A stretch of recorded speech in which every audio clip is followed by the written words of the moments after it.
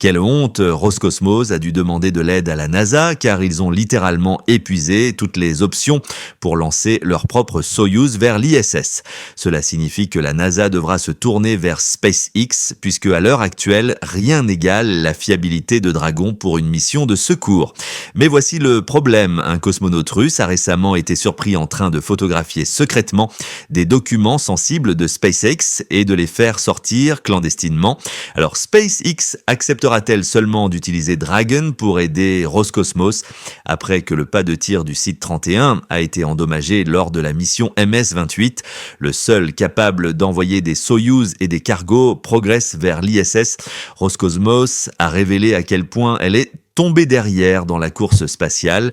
Au début, ils ont tenté de calmer les médias en affirmant que le pas de tir serait rapidement réparé.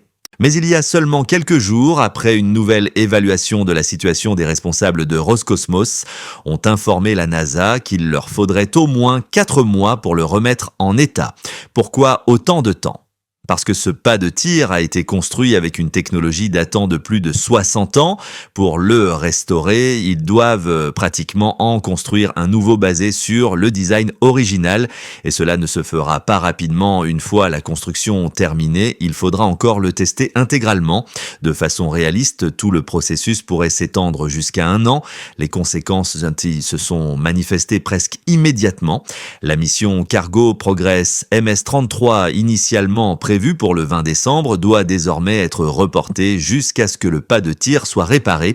Ce retard n'affectera pas immédiatement les cosmonautes russes. L'ISS dispose de suffisamment de provisions pour plusieurs mois. Mais si Roscosmos ne parvient pas à résoudre la situation rapidement, cela pourrait devenir un problème majeur. C'est pourquoi Roscosmos a contacté la NASA. Ce n'était pas exactement une supplication, mais c'était clairement une demande d'aide. Pendant cette période, ils avaient besoin d'un véhicule cargo pour soutenir leurs cosmonautes à bord de l'ISS. En réponse, la NASA a réorganisé de manière proactive le calendrier et avancé plusieurs missions Cargo Dragon de SpaceX afin de compenser l'absence des vols Progress. Par exemple, CRS-34 est désormais avancé d'1 mois complet de juin 2026 à mai et la mission de ravitaillement suivante, CRS-35, a été avancée de 3 mois de novembre à août.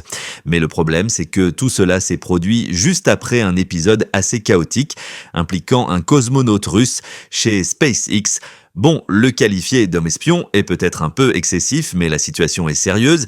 Il s'agit d'Oleg Artemiev, un cosmonaute vétéran de Roscosmos avec 560 jours d'expérience dans l'espace. Il avait été sélectionné comme unique membre russe de l'équipage de la mission Crew 12 de SpaceX, prévue pour février 2026 au départ de la Floride.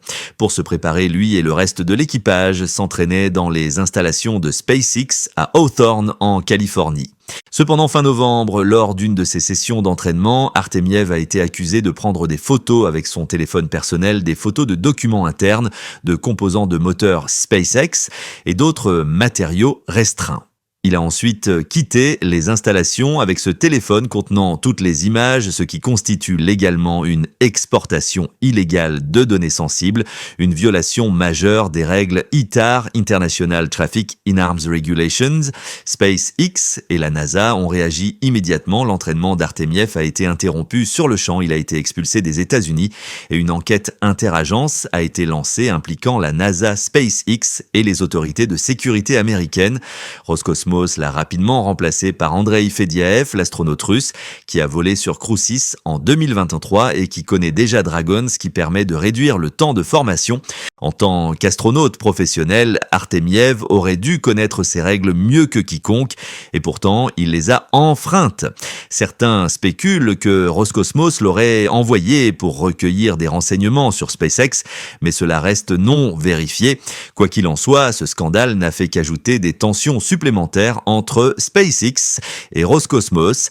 Et quand on se souvient de la manière dont Elon Musk avait été traité par les responsables russes en 2001 lorsqu'il s'était rendu là-bas pour acheter une fusée, il est ironique que SpaceX soit désormais censé les aider simplement parce que la NASA l'a demandé. Alors avec la NASA modifiant publiquement le calendrier de cette façon, SpaceX est-elle obligée de s'y conformer? Eh bien, la plupart des décisions chez SpaceX dépendent en fin de compte d'Elon Musk. Et concernant toutes toute cette affaire de l'agent russe, Musk n'a fait aucun commentaire public, donc on ne sait pas s'il est réellement à l'aise à l'idée d'aider Roscosmos. Mais en général, la réponse est oui. Prenons cet exemple, Musk et Jeff Bezos sont rivaux depuis des années et pourtant Musk a accepté de lancer des satellites pour le projet Kuiper d'Amazon. Rien que cette année, Falcon 9 a lancé 3 missions transportant un total de 72 satellites Kuiper. Sans Falcon 9 Kuiper risquait de manquer ses délais de déploiement et de perdre sa licence. Mais Amazon a payé le prix fort, donc Musk n'avait aucune raison de refuser. Le business reste le business. Alors qu'est-ce que cela signifie pour Roscosmos ? Eh bien, Roscosmos n'engage pas SpaceX. Ce ne sont pas eux qui paient pour ces missions CRS. L'argent provient toujours de la NASA, même si les changements de calendrier sont déclenchés par les retards des Progress russes. Mais au final, SpaceX aidera quand même. Si la NASA demande et que la NASA paie, SpaceX livre, peu importe qui en bénéficie. Au bout du compte, de plus, les missions Commercial Resupply Services sont régies par un contrat formel entre la NASA, le client payeur, et SpaceX, le prestataire de service. C'est la NASA qui passe les commandes quantité de frais de fenêtre de lancement et ajustements nécessaires.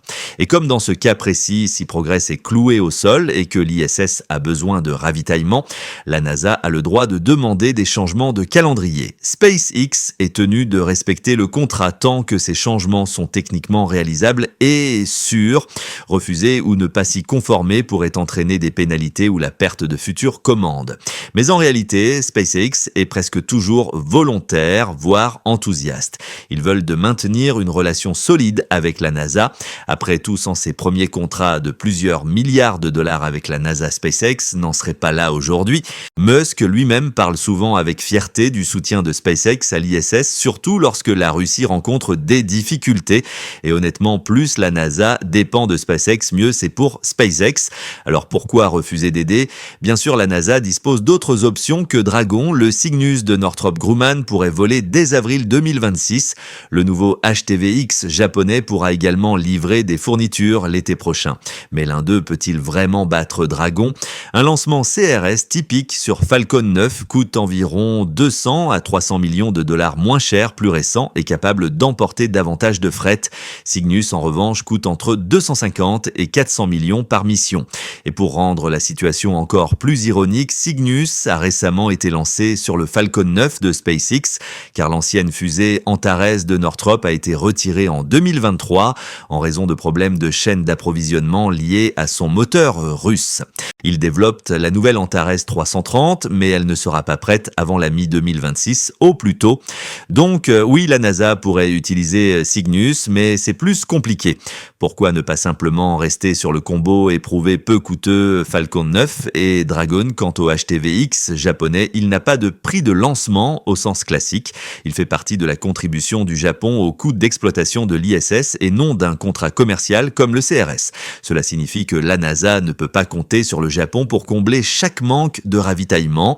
Au final, toutes les routes mènent à Dragon fiable, abordable et prêt quand la NASA en a le plus besoin.